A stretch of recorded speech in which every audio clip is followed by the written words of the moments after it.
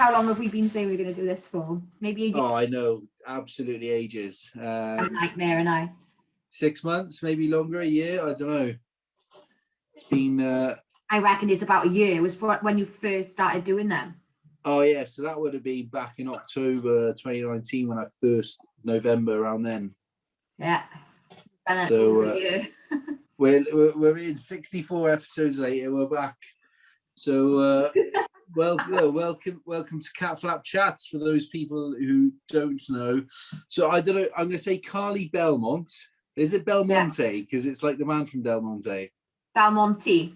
Belmonte. Right, there we are. Lovely. But most people say Belmonte anyway, but yeah, whatever. Call me whatevs. Whatever makes them happy. So, former star of the Valleys and been doing a load of stuff since. Like you just said, it's been a long time coming. Lovely to have you on. What's news in your world, pal? Everything's upside down at the moment, is it? Just got loads going on, to be honest. My life's just gone a little bit crazy since I've become a mum. But obviously I'm a mum. That's my biggest and, well, I wouldn't say the biggest news because she's actually tiny. She's a little girl, but it's my favourite news ever. I gave birth to a little girl in August, so she's 6 months old now. Class. I just love changes everything. Yeah, it really is. It's like literally been the best 6 months of my life. I know obviously we're in lockdown, so it's different, and you know, poor baby's only seen probably these 4 walls, and there's not much for us to do apart from walking. But I mean, at least we've had, we've had some quality time together. But then on the flip side, she's missed out on like meeting so much of my family. That my stepdad's only seen her once, and she was 1 day old.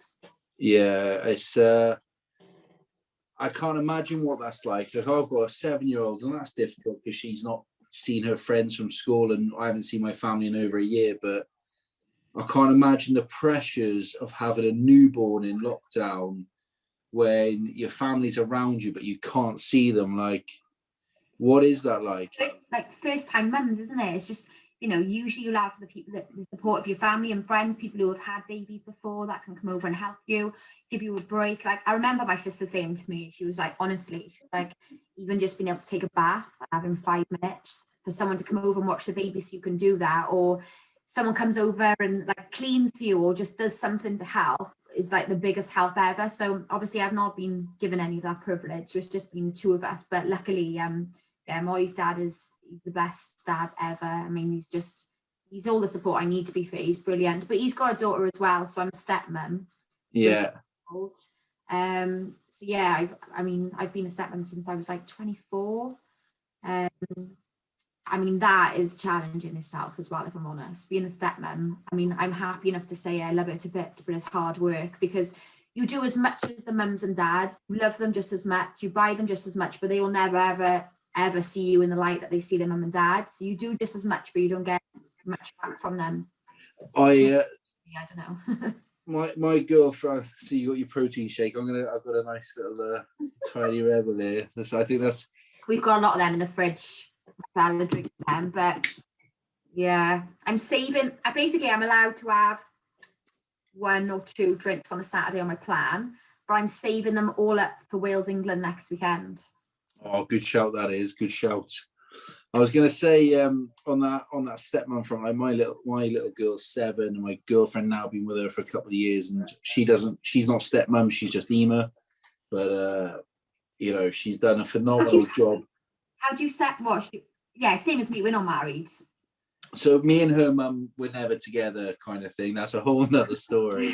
But I met Ema, and she didn't meet Mia straight away. It was a good 6 months after or whatever, because I'm quite funny about people who meet Mia. Yeah. And when I knew it was going to go somewhere, then I obviously introduced her, and she treats her like she's her own, but we've very with her mum, like you've got one mum, Ema's like your best friend or like your older sister. Yeah, I'm exactly the same. Even if I was when I met Maggie, but even so, like me and her mum get on now, but we've gone before and haven't got on. We've had a really up and down relationship. Yeah. For anybody when they come into your child's life and they they ultimately become a big part of it. I think it's daunting for anybody, and especially now I'm a mum. If that was me in that situation, I know I would hate it, if I'm honest. Yeah, it's tough. It's nice now because we all get on, and it's like nice, like she comes over and, you know, I'll say, what have you and Mammy been doing? And we just, for Maggie, it's just a nicer situation. Like her mum speaks to her dad, I speak to her, you know, I'll drop her off, she'll drop her you, we'll all speak on the doorstep. So yeah, it's a nicest outcome from, you know, nicest outcome for Maggie, and that's the main thing really. But it's tough being a stepmom, I won't lie. Like some days I'm literally like yeah, wanting to rip my hair out. I know, go full Britney, like it's seriously, pass me the fucking shaver. I know, no, honestly, like there's been times where I've been doing work and Ema will be downstairs doing the schoolwork with Mia. She's like, will you come and speak to your daughter, please? Because she's not my daughter. And I'm like, yeah, I'll be down now in like 2 seconds. No, I'm past that point, see. I'm literally like, right, no. Yeah, she is now. Yeah. I've never given her around though. It's like, sometimes like I want to, but I just can't. I just feel, because if she gets upset, I just know that I'll just be riddled with guilt. Yeah. Myself, you know, it's not my place to at the end of the day. And I remember saying to her mum, I'd never give her a row, and she said, good. I think that was her way of saying good. But I think it's one of those things though, that she, you know, she spends so much time here, and like sometimes I'll look after her when her dad's not around, and it'll just be me and her. And if that's okay, then it also should be okay to tell them off when they're in the wrong as well. Yeah.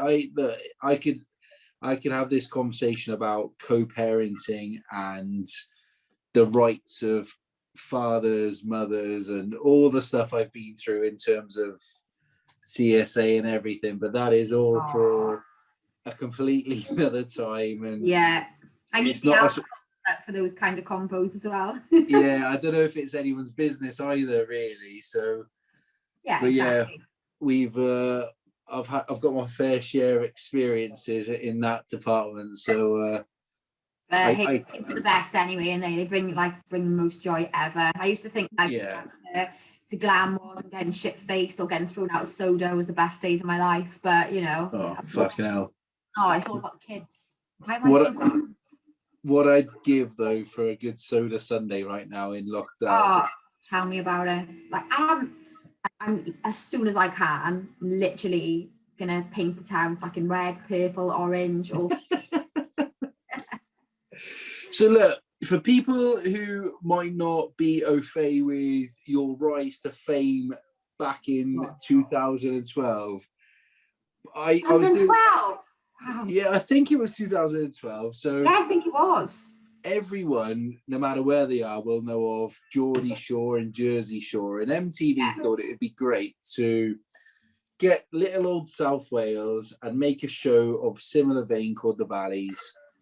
But the funny thing is, living here, you go like your Caerphilly way. Well, Caerphilly from where I am, I'm in the middle of Cardiff, is literally 15 minutes away. Oh God, the amount of times I've heard this. Yeah. Yeah, it's not. I mean, it says like, I remember, I think one of them was like, make your way down the M4, and we were like, actually, you don't go down the M4 from Caerphilly, it's the A470. So it was actually part of like the adverts or something. But yeah, I mean, I think it's the way that's TV for you, isn't it? Things like they say what, you know, you see what they want you to see, and that, you know, in the eyes of the producers, then to make it, them to big up the change from moving from the valley to Cardiff as much as they can. And that was their, you know, way of saying it. But yeah, I can't tell how many times we used to get, that's not from the valleys, la.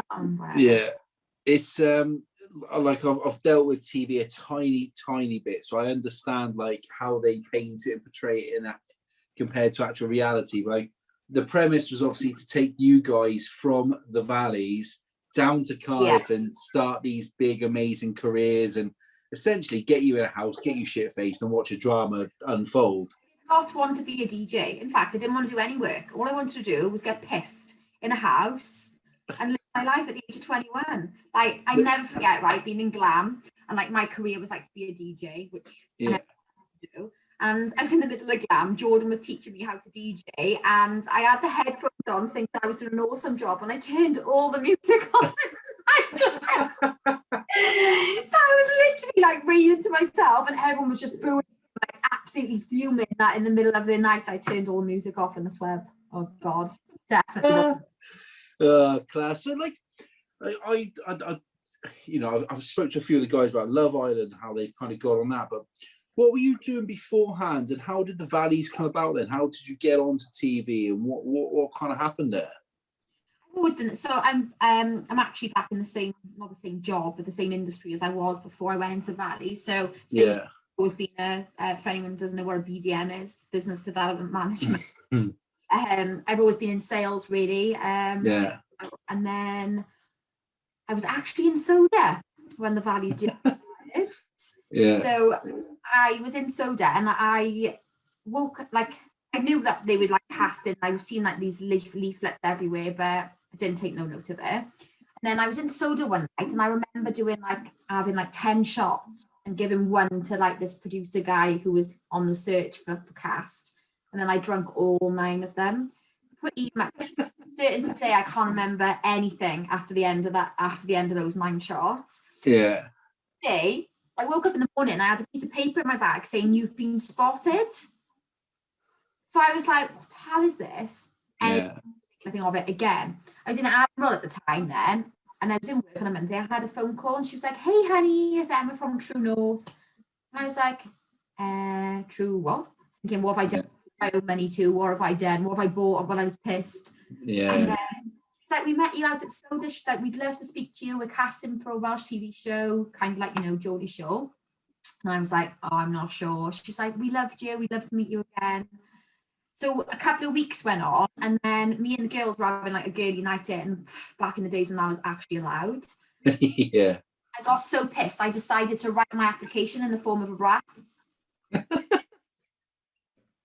And yeah, that's why I applied. So I wrote a rap about myself and sent it to the email address that she gave me. And then, yeah, they loved it. So when I met them again the second time, I was in a hotel in Cardiff. I was absolutely steaming. I think I had about 3 bottles of wine. And I fell off the chair. I went completely backwards when we were filming. So they were doing like a bit of a test with us. Yeah. Which is green screen. And I just fell completely backwards off the chair. Oh and my God. But yeah, it was so much fun. But it just feels like it was forever ago, and I was so young. Like 2012, like when I think back to that, I'd finished uni in 2008, in what was that, 21, 22. So what was it, 25 then maybe? Like you think you're an adult, you think you know what's going on and stuff, but like social media was only kind of just really kicking off properly. Facebook was when I was in uni, so that had only been around a couple of years. It was Twitter, it was. Was it? Yeah.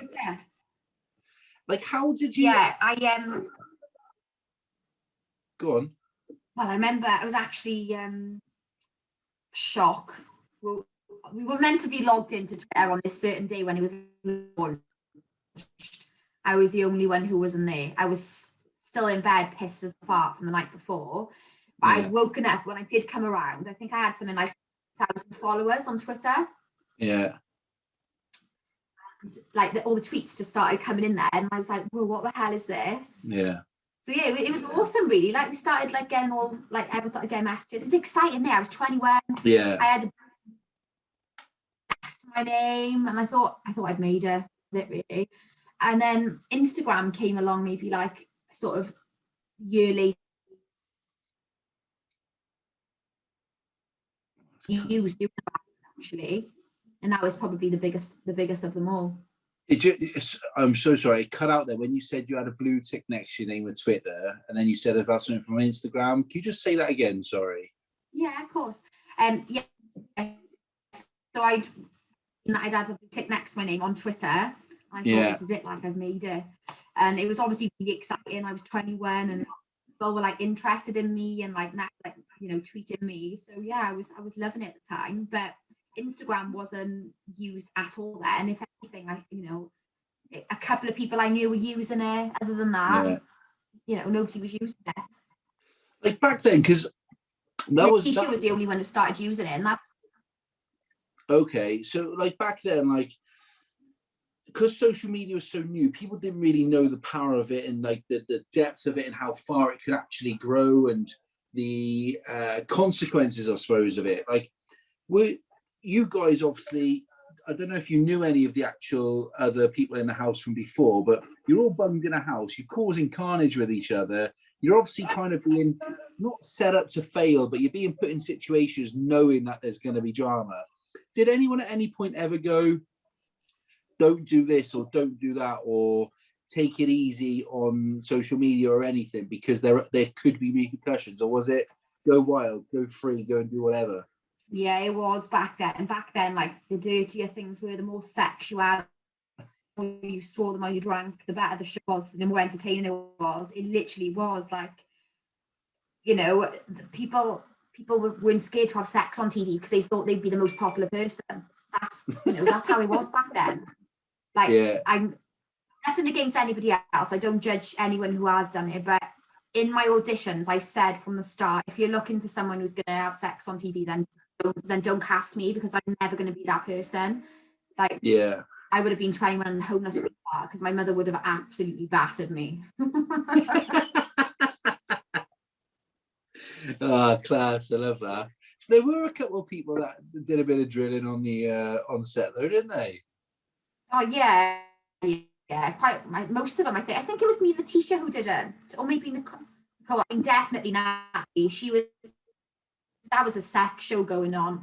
At one point, her and Anthony were shagging downstairs, and we all just fell down on the stairs to watch them. They were just unstoppable. Literally, just in case she'd have had a dildo up her bum and all sorts on telly. She just weren't bothered. She's brilliant, Natalie is. She really is. Like, what you see is absolutely what you get with her. She's just fab. I remember, like, at the time I'd be going out and about, probably like Soda Sunday and Glam or wherever else. And I remember, like, I'd see Ladybird was even still around back then, I think, as well. Ladybird and Kapoo. Loved it. Yeah, so you go like Ladybird, Kapoo into Soda at the end of the night. Yeah. Like, and I remember like seeing a few. I obviously didn't know any of them at the time. I know Liam now. I see Liam quite a bit because he trains in the same gym, and with his business Ask for Leasing, I see him around Cardiff quite a lot. But like, I didn't know any of them, and you'd see a couple of the boys, like, I won't mention their names, but I'll be going for a pee and they'd be like, "Oh, budge up, pal," like doing stuff that they shouldn't be doing in front of people, and you're like, fucking hell, these guys do not give a shit about anything. Like, I know, that's the twins. Well, it wasn't, but I have seen them as well. Like, I've seen them recently, actually, in Lab 22. They were right. They were behaved. They were good as gold. They just didn't give a shit. They didn't. It's like, lovely boys, but they're definitely why the whole series ended, because they just didn't give a fuck. They didn't want to do anything that they were told.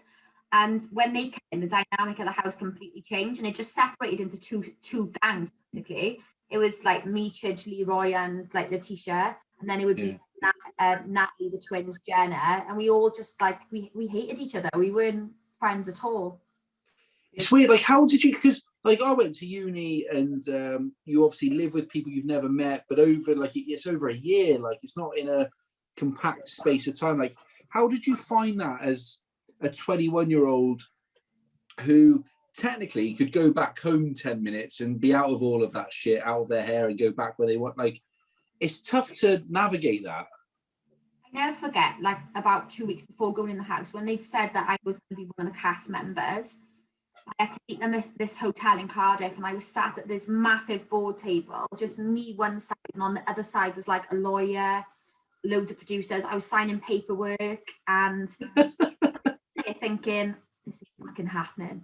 But I read the book The Secret, and it was when Towie was going on, and I said to myself, like, I'm going to do reality. I'm going to be on reality. That's like, I manifested that. That was, I 100%, like, that's, I swear, I don't care what anyone says, it is. Manifested it.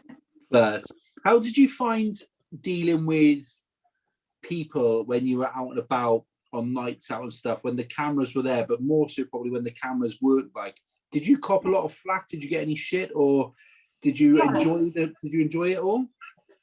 Like, MTV used to monitor our social media for quite a while and see what was being said, and to what cast members and things, maybe to give extra support where it was needed. I'm not sure. Yeah. the least abuse out of everybody. But you know, let's be honest, I was the ugly one going in. I really was. Like, you know, all the girls were really pretty and like They glam, fucking, like, mate. When you look back now, like I love looking back at pictures back then and think, fucking hell, I used to look like that. Like, what was I wearing? What was I doing? Like, far too. Like, you see, like, I'm not Brad Pitt by any stretch, but you see pictures of girls with their makeup and their cheeks are like pinker than the back wall behind you. And I know, I can't, like, that's the thing though, I've never been one for like makeup and glam, and like I'm literally all like, I just like, I've always, you know, I'm a bit of a tomboy. I always have been, you know. yeah, I could spend the night with the boys and have just as good a night as I can with my girls. And yeah, I think it was quite clear for a while. Like I didn't fit in when I first started. I was the outsider, and it was Chidge and Leroy that kept me going. And then when Natalie come in, that's when I settled in then, because she was like, me and her like got on really well. yeah. Yeah, it was, you know, it was a struggle for me for the first couple of weeks, definitely, even though I didn't show it. I know I did feel like, you know, I just don't fit in you. I'm not good enough. Yeah. Did it? I remember watching it back, and I just used to be so embarrassed, like how I looked in comparison to all the other girls. But then a lot of the other, like, again, I don't know the girls. They're probably lovely, but it's all like, it would be like a night out in Swansea, fake tan, fake tits, big lips, big hair. Like, that's the thing. I've never had anything done. I've always said I never would. The only thing I'm considering now is a boob job, and that's only because I've had a child. And body, not, and I wouldn't be doing that for anybody else. I'd be doing it for myself. yeah. Well, I always said I won't, but I mean, Letitia's open and honest about her, and she says that, you know, she does regret her surgery now, and you know, I won't go into it because it's not my place to say, but yeah, she's honest on his social media, and he's telling young people out there to really think about it before they do it now, and not just, you know, dive in. The thing is, as well, you get so much for free when you do a reality show. Like, all the girls are having their boobs done for free, their bum jobs, liposuction. When all this is thrown at you, like, I know I chose not to. I can understand from a lot of people's point of view, and the girls, that when you're offered to it, but I guess I was just never that way. I was just never that way. I'm just, It's mad, isn't it? Because I feel like it's almost spawned a generation now of people chasing that and that reality show. And like, I know a couple of the lads who have been on Love Island, and to give them their dues, they are the most down to earth, like humble, sound guys you'll meet. They were never that type of person. Because you're just a number these days. You can go, it doesn't matter show you go on. They'll shit, like, I don't know if you've seen I did a Q&A last night, and somebody asked me about reality. Yeah. And someone said, what advice would you give? Should I go on a reality show? And I said, yes, go for it. But don't be sold a dream. You can quit your job. Your life is going to completely change, and you're going to become a millionaire, because you're not.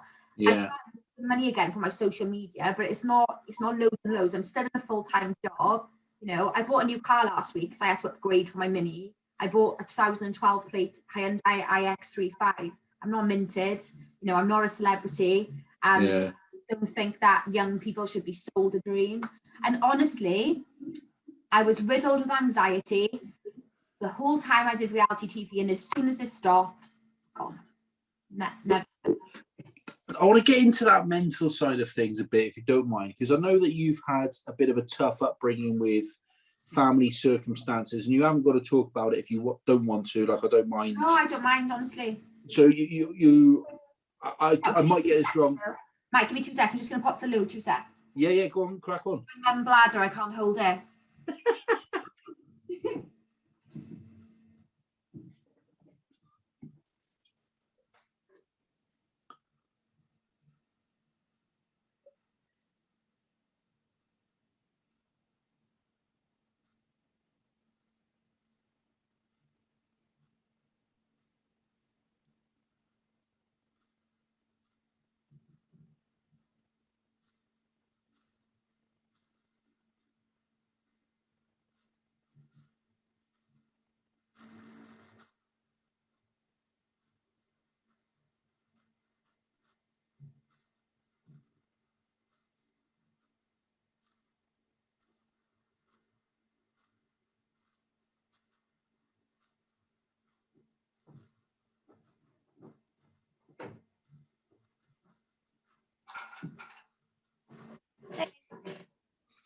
Hello, you all right?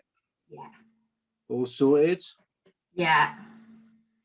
It's a pain in the ass, is it? Your bladder just goes all the time, like. It's because I'm drinking like 5 litres of water a day. Jesus, fair play to you. I don't drink enough. I know that.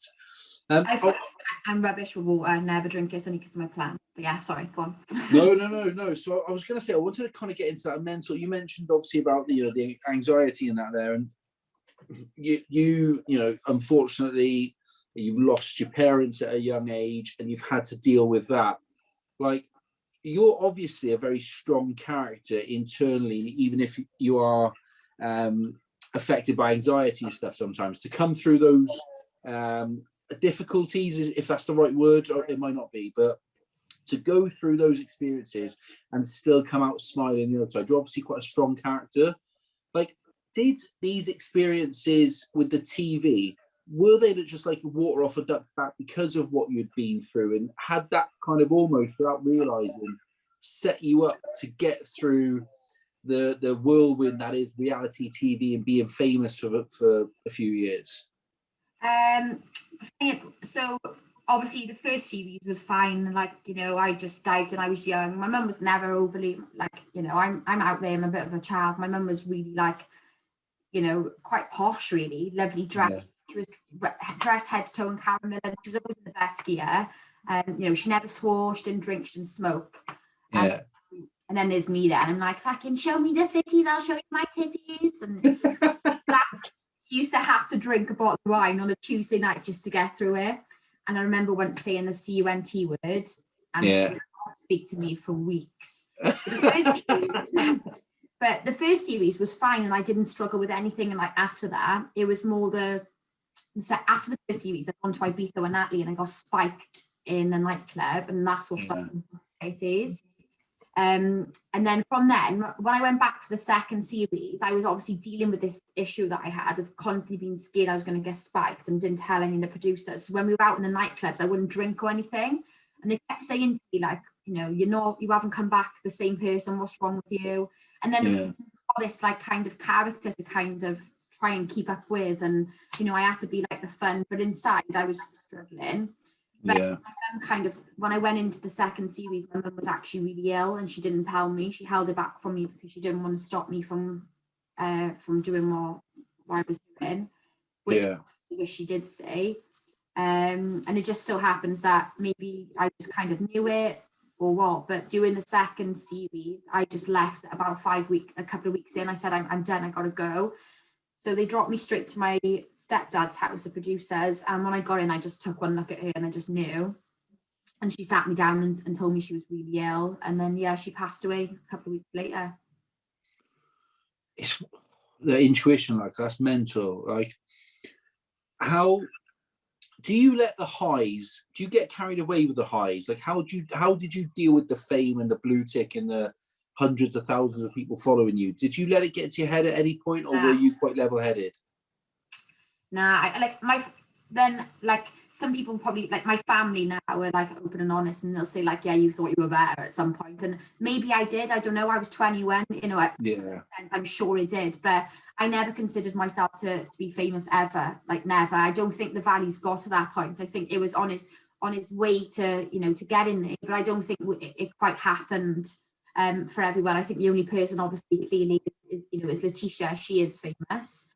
And, you know, nobody else is, you know, but you know, when people say like, you know, do you regret it and stuff, absolutely not. You know, it's given me an awesome platform. I've been able to do loads of things. I've walked the red carpet, for God's sake, and done the NTAs. I never thought I'd be able to do. But I mean, the one thing that obviously is massive now is you get when you go on reality shows, you get, I don't know what the people are called, but like they help you with like your mental health and stuff when you're on the show. Psychologists and that, is it? Yeah. So we see them before you go on the show. You see them once, and that was it. And they'd either tick you off or cross you off or whatever. And I remember going into the second series and seeing the psychologist and having to build myself up before that appointment to convince her that I was okay when I knew I weren't. Yeah. never have done that series. No, sorry, that was the third series. That was after I lost my mum. Got this wrong. No, the second series, sorry, yeah. I was trying to convince her that I was fine. But even when I lost my mum, they rang me and I had to go and film the next day. And I look back and think I should have told them to fuck right off. But I spoke about this last year on the Victoria Derbyshire show, and Yeah. we're supposed to be doing a reunion, but I think the fact that I spoke about all that kind of ruined it, really. You know, I can't say I regret it, because I don't. At the end of the day, I was 20 when my mum died, and I didn't get any support, nothing. I literally, like, nothing. Like, one of them turned up, like, to the funeral, they sent flowers. I was 21, I needed more than that, you know. Yeah. But at the same time, it was my wage, it was my living. When my mum passed away, I was left with a house, and trying to explain to people, like, people, why did you do it? Trying to explain to people, you're 21, and I had to do it. I had to earn a living. If I didn't film, I wouldn't get any money. So then what situation would that leave me in? Yeah. Yeah, and then the third series, I loved the third series. It's my favourite. I've been in a year since my mum had passed. Obviously, you know, it doesn't get any easier. It's 7 years down the line now, but yeah, the third series is definitely my favourite. I think now, obviously, you get a lot more help with, like you were saying, like psychological and things, which I think that, you know, this should have been done years and years and years ago, you know. And I think you should have social media training. I think every reality, I don't know if they do now or what, but, you know, I think that's massively important as well. I don't know on the social media training, from speaking to the couple of guys I know that have been on Love Island. There's definitely more from a mental health point of view, I think, especially since you know, has it been a year now, or since Caroline Flack and, you know, other things like that. So I do think there is a bit more help. I don't know if it's enough. I genuinely don't know.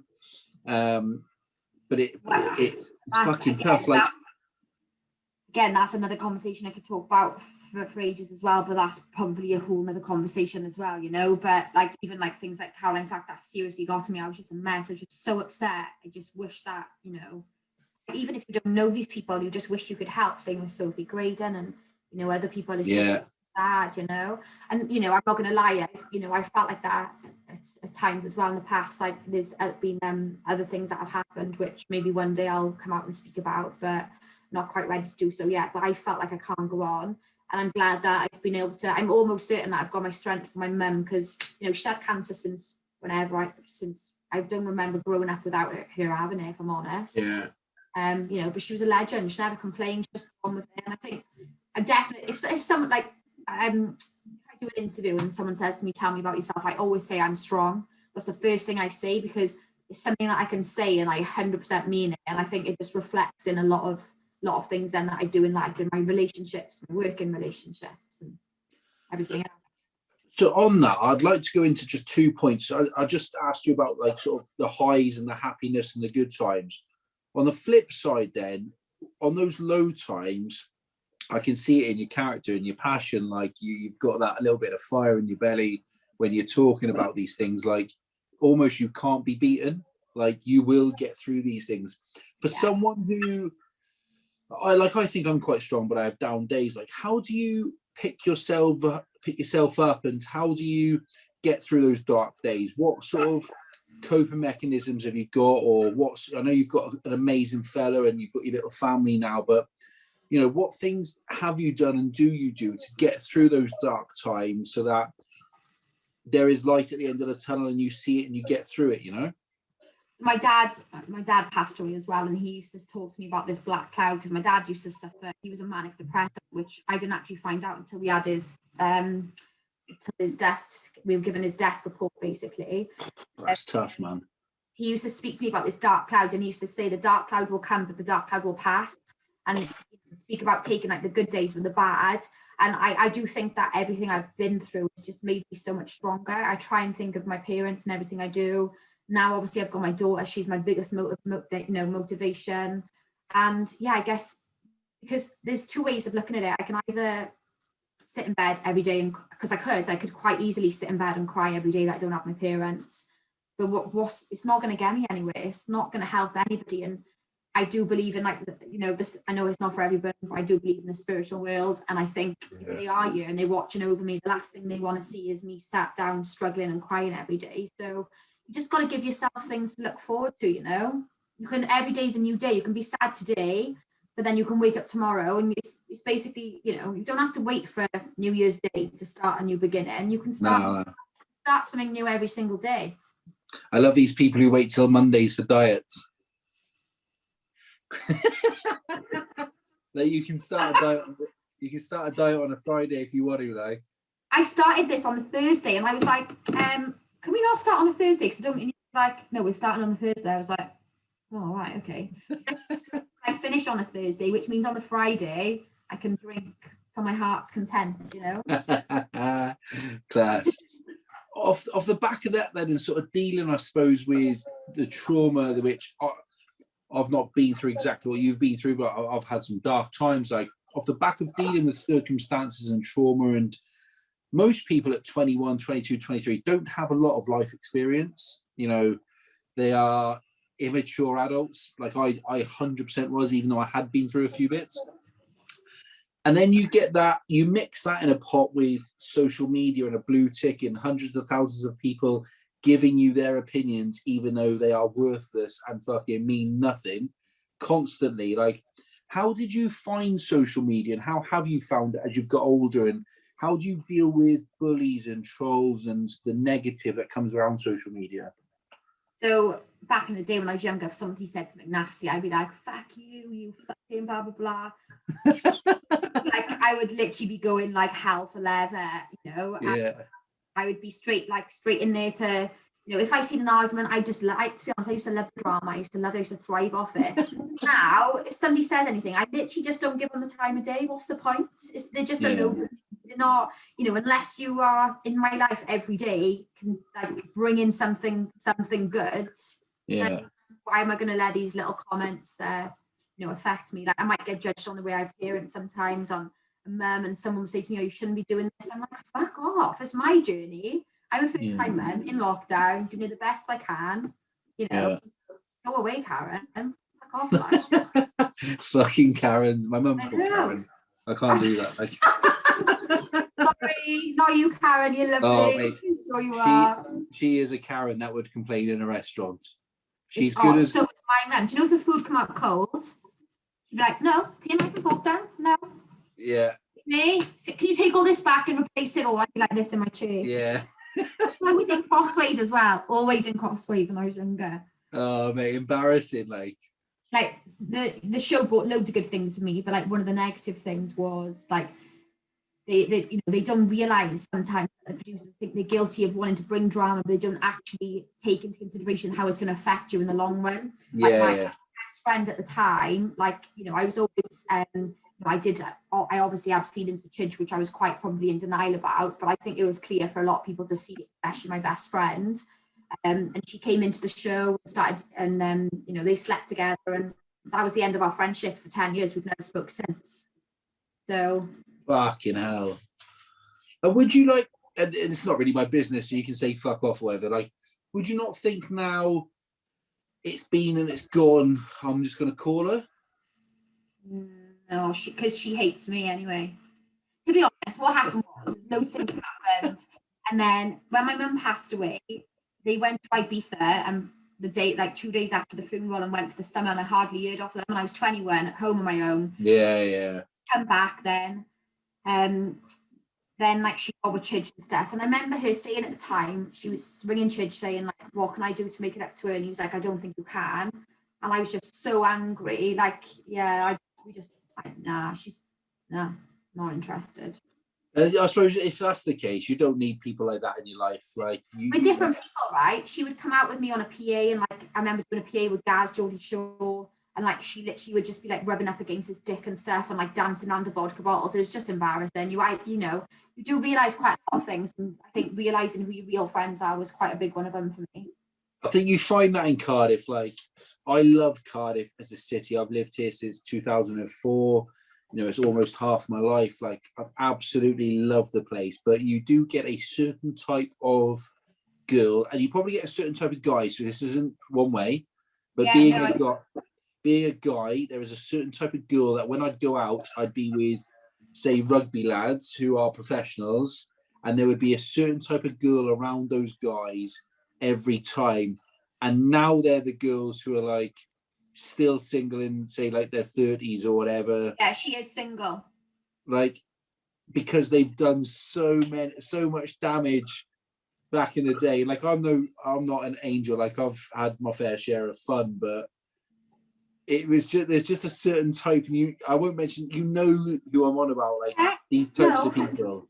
Yeah, no, 100%. That's the thing. See, even if I've always been the type of person, like if me and like we have dates nights now, I'll plan the date night, I'll pay for it all. We could go to a restaurant, and like he's had a promotion before. We went out to Cardiff, bought him a like hot champagne and a nice meal. Like I don't expect him to pay the way at all. Like, I don't think nor about this all sort of one way. So even back in the days when we were out, and even though I used to get loads of like, I was lucky enough to get all the drink free, you know, I would never be floating around any kind of bottle for a free glass. That just doesn't interest me at all.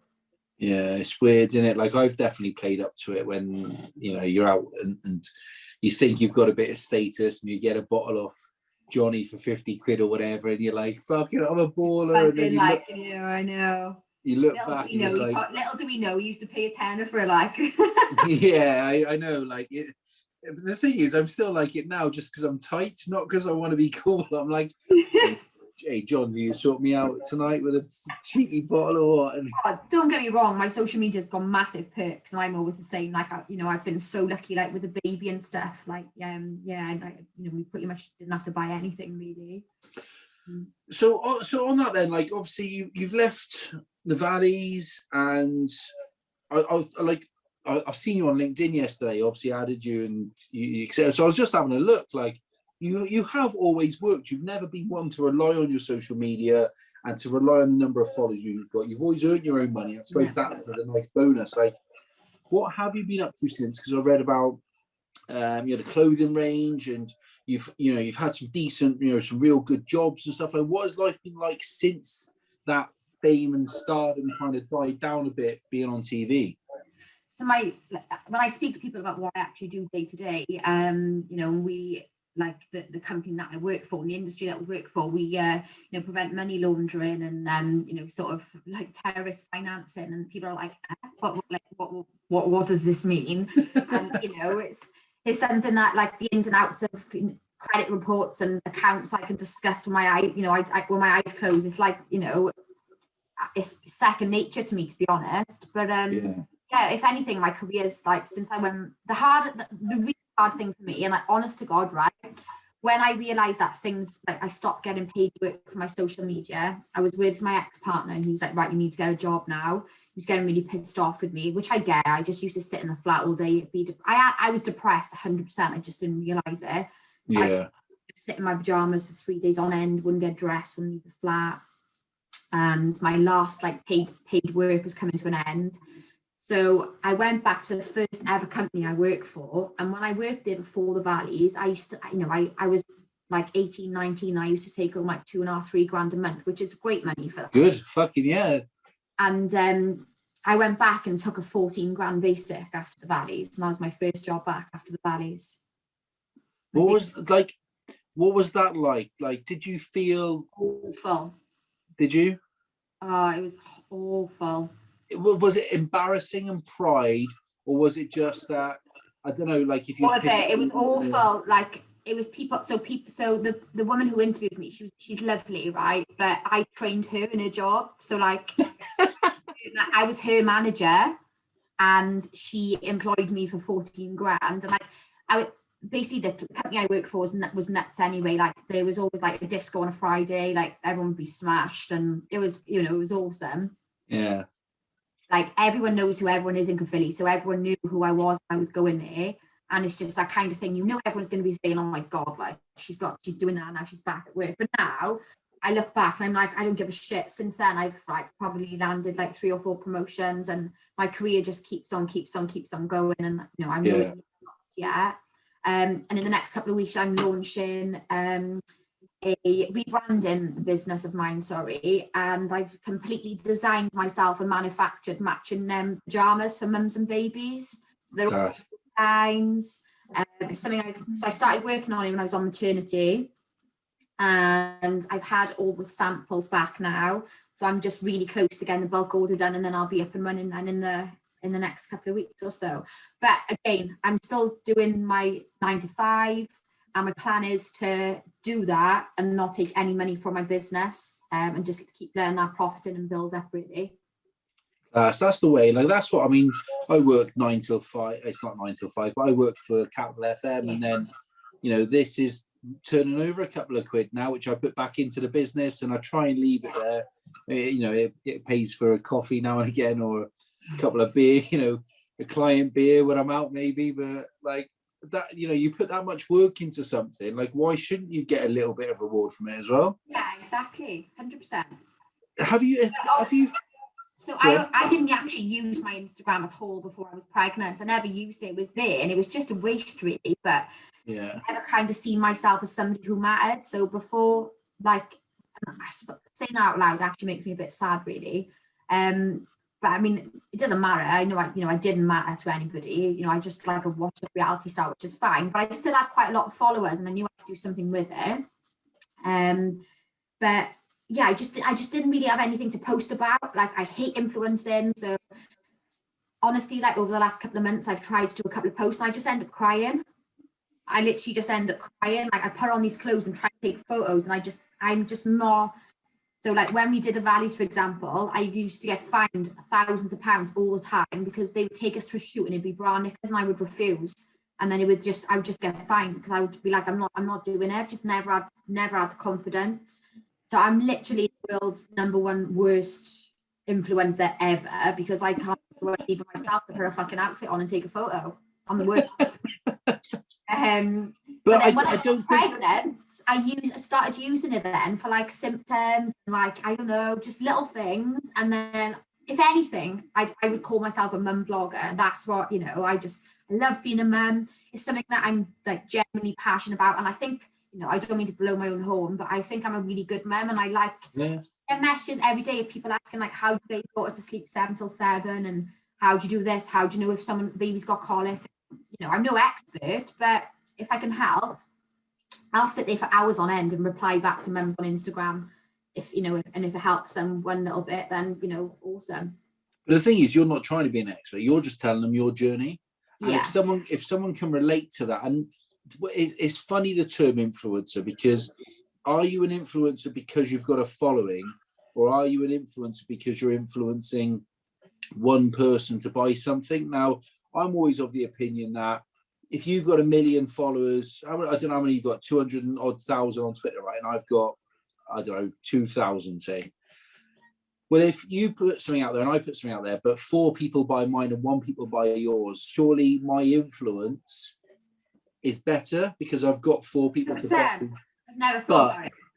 But everyone is based on the amount of followers they've got, and that's kind of like almost stemmed this generation of people that are worried about how many likes they get, and if they don't get enough likes in the first 10-20 minutes, they'll delete the picture, and then they'll repost it, and then their body editing, not just with filters. I use filters, right? But I've never once edited what I look like on my body or teeth whitened. I wouldn't even know where the fuck to start. But then that leads on, you see like people and like OnlyFans, for example, now, like everyone, me included, right? Everyone gets a little bit thirsty on Instagram just now and again. Like if you are like at the beach and you are looking fairly good, or, girls that they get a new outfit, my missus or whatever, she wants a bit of, that's the way we are now, right? That's the generation we live in. Yeah. Then it goes into like the OnlyFans territory. And it's like their whole life is governed, it seems, and I could be wrong, but it seems by the number of likes they get, which then leads to the number of like subscriptions or followers or whatever it's called on OnlyFans. And like one app, I don't even know what it looks like. I don't even know how it works. I actually have no idea. I've got a few friends that are on it, like Nat and Tish and things. But yeah, I mean, like if each their own, if people can make money out of it, then awesome. But yeah, for me, it would take me more of my time. It would probably take me 1 month to get 1 photo I liked, and then you would for another year anyway. So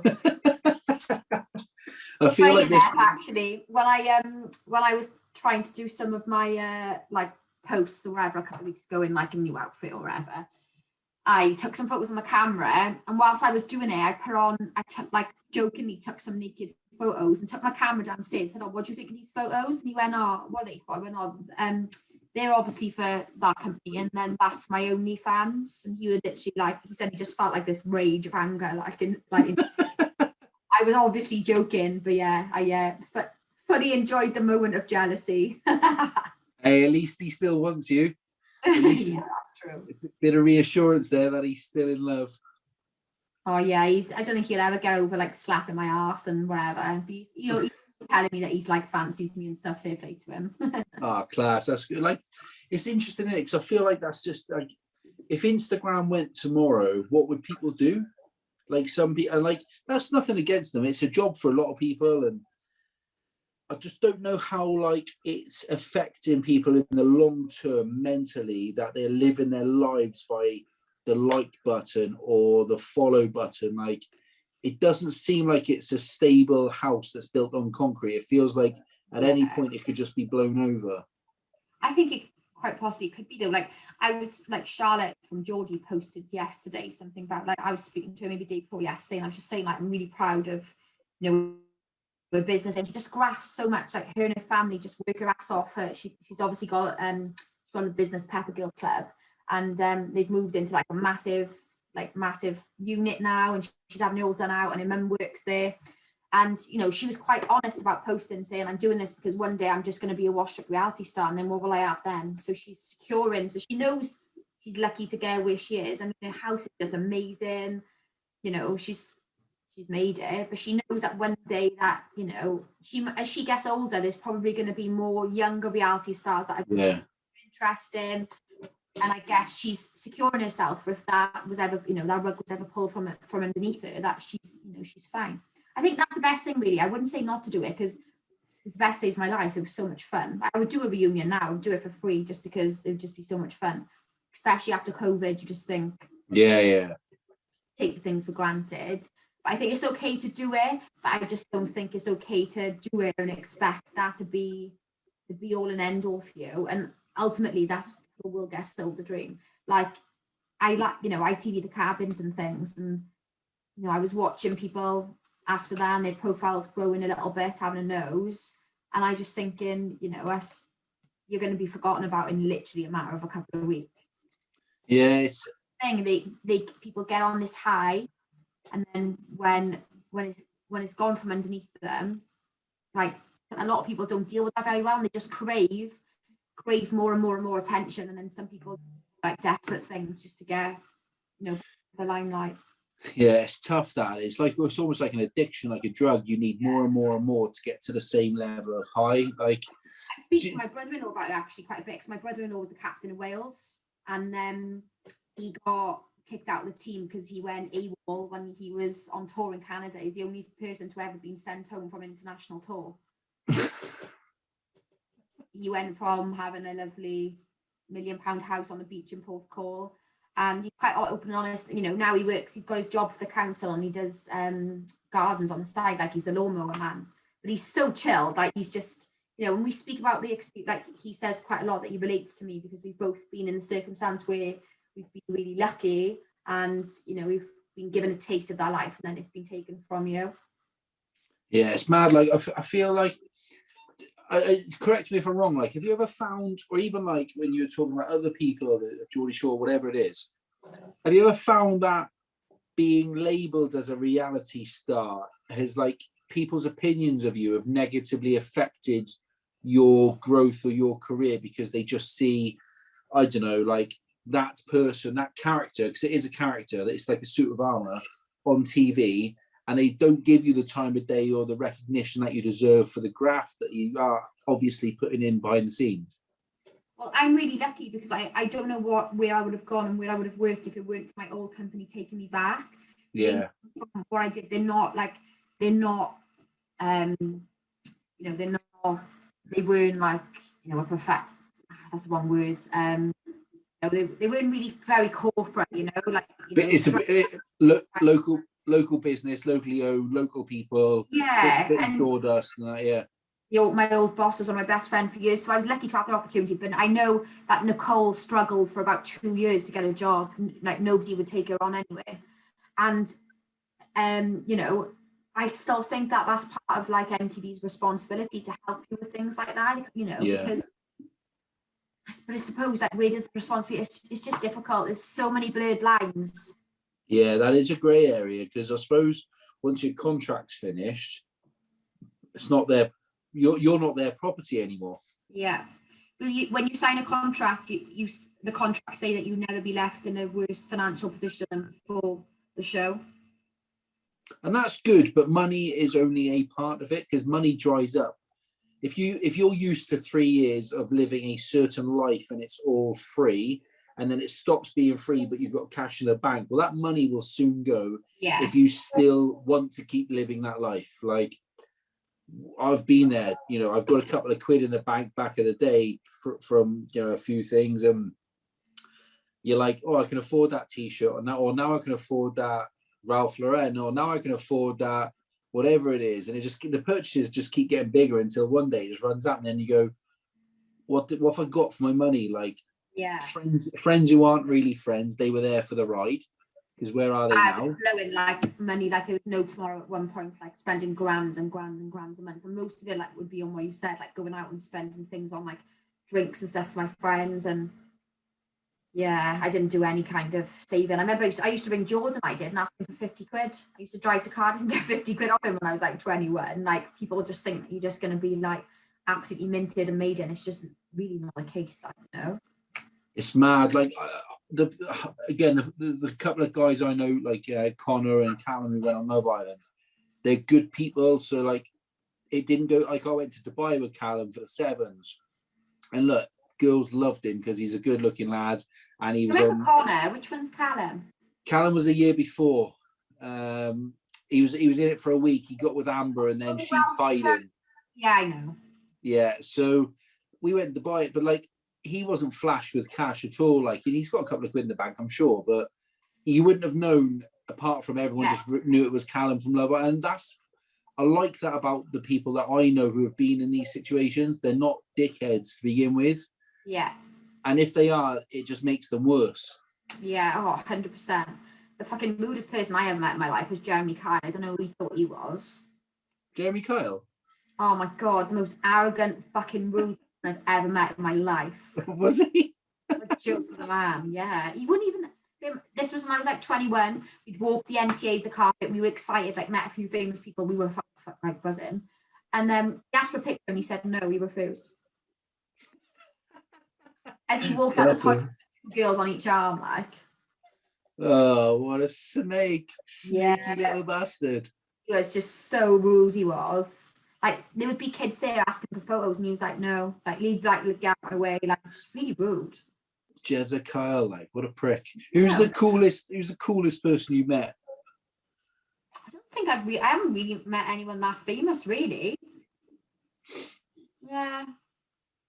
Not really. Like, yeah, I don't think I've never really met anyone that famous, I suppose. Like, I've definitely never been starstruck or anything. No? The only person who would probably, like, if I could meet anybody, it would be Tom Jones. I absolutely love him. Mate, he's a cool man. Legend. But he's actually related to my ex-boyfriend. Oh, call in a favour. Yeah, I don't know if I've done well. You wouldn't. Not worth the effort. Like, what's the you mentioned obviously about being a mum, and you can obviously tell how much you love it. Like, have you found that difficult to adjust to? And again, you mentioned earlier about people saying like how you should be mothering and stuff like that. Like, what sort of stuff, like what sort of shit are you getting for just trying to pave your own way as a mum in a lockdown during a pandemic with not many people around? Like, I think like I post something and then like people say something like you're gonna overheat your baby, just little things. And like, I think it's all good and well saying things, but I think it's the way that people say things sometimes. Like, if someone wants to give me advice, I'm all up for that, but it's just deliver that message that ultimately like makes, it depends depends on the way that you receive it. Just loads of things really. And like, there's been worse things that I've seen on other people's, like, you know, Shelby from Towie, lovely, and I speak to her now and again. And when her little boy was born, somebody commented on there saying, like, the ugliest effing thing I've ever seen. Like, how can you even say, like, you know, those things? I mean, I guess I'm quite lucky because I don't get like abuse as such, and I speak like, my favorite thing about Instagram at the moment is like the community of mums I've met. I've met so many friends, and I speak to them like all the time. But then you do get, as I said, it's more on DMs as opposed to people like commenting shit on my photos. It's more like, you shouldn't be doing this, or like, for example, I did sleep training with my daughter. People like being like, you shouldn't be sleep training. Kids should be kids, and kids will fucking cry. I get that to a degree, but look, if you can sleep, your baby can sleep, then everyone's going to be happier. But again, that's just my opinion, and it's for my baby, my life, and I will parent her however I want to. Yeah, and she's obviously not in danger. She's obviously safe. She's obviously loved. Like, fuck off. Yeah. Oh, literally. Like, she is single-handedly the best. Like, I honestly. So when my mum passed away, my sister was 6 months pregnant. Yeah. And when my dad passed away, I just found out I was pregnant. And it's mad because we just lost my mum and my sister had a baby. We lost my dad and I got pregnant. And it turns out that me and my sister got pregnant the exact same month. We were both 29. We both had August babies, and we both had girls, and they both weighed the same. How mad's that? Wow, that's mad, man. That's not. It's weird. That is. I know, it is mad. And like, my dad would say to me, like, just before he passed away, he was like, it's gonna happen for you, so it's gonna happen. Just mad. Fucking hell. I don't know if I've mentioned, actually. So my dad was gay. Okay. And he passed away with HIV, actually. So we'd had it for like 12 years. We didn't know about it. We just got really ill, and then when the test came back, it was too late to sort of, because you can have HIV now, take tablets every day, but it was just past that for him. Like, but yeah, it's mad that people only know about the valleys. Nobody actually knows me as a person and the shit that I've been through. And that's why I wanted to chat today, because I'd seen things on like Instagram and Twitter, and yes, you rose to fame because of the valleys, but you don't, like, I followed you for a while. Like, I could see there was more to it, and you kind of paving your own career. And that's why, like, I've loved this, because it has genuinely felt like two people just sat in a pub having a beer, chatting about shit. Like, whether people listen or not is different, but I don't really care. Like, I've enjoyed getting to know the personality behind the screen. Yeah, same. And honestly, I could literally just, I could talk about so much more. Like, you'd have me on here for hours. Otherwise, I've just got so much more to say. But yeah, there's definitely, and I hope that you see that out. But there's definitely a lot more people about me than people see. Also, I think it's important, like, again, to be careful how you treat other people, because you do generally never know, what they're going through on the inside. So I completely agree. Like, people go, "I'll be kind," and then 2 weeks later, the same people are fucking slagging off whoever it is that they fancy slagging off on social media or whatever. Like, it's a mental world out there. Like, Twitter is it's the Wild West. Like, Twitter is. It's fucking berserk, mate. It's my favorite though. I love it. Just if you're watching a TV program, like, commentary on it, it's just the act, like the banter on Twitter. You cannot, like, you don't get that banter on Instagram. No, you don't. I agree there. Platforms now. But like, Instagram completely fell off the grid for like years. It was just like, I thought that it was going to just be at the end to it, but now everyone's starting to introduce like stories and like visual things again. I think it's, on the up again now. And I keep saying to myself every day, I'm going to start mirroring my Insta posts on Twitter. I never do, but I really need to. Especially when I launch my business in a couple of weeks. So look, where can people find you on your socials, and where will people be able to find you on the business side of things as well? So my socials are Carley Belmonte, and then my business page will be So In Sync which is on Instagram. So we'll obviously tag you in that in, but I look forward to seeing that and seeing how things go there. Thank you for being so honest and open today. I appreciate it. Like it's refreshing to see an influencer who actually is just a normal person and doesn't really give two fucks about much of that life. Nah, I don't, if I'm honest. I'm grateful for the freebies. I won't lie, because who isn't? And I would be an absolute liar if I didn't, sometimes say like, hey, you love this, do you fancy a collab? Of course I do, who wouldn't? But one thing I've always said is I will never ever post something that I don't like, or if it's shit quality. I've done a couple of bits with companies before, and I've had to go back to them and say, look, I'll have to give you the money back, because I can't post this, can't share this and say to people, send people your way when this is the the quality that I'm dealing with. Yeah. I only post things that I generally love, but yeah, obviously I'm massively grateful for my socials, and I've actually started making again, but still I'm still in a full-time job, and that is not changing anytime soon. Yeah. One day, I'm setting myself a goal, how much money I want to make this year. If I make it, then I'm going to go to the Maldives next year. That's my plan. Class. Well, look, I hope that in a year's time we're looking at pictures of you in the. That's weird, actually, that I said that.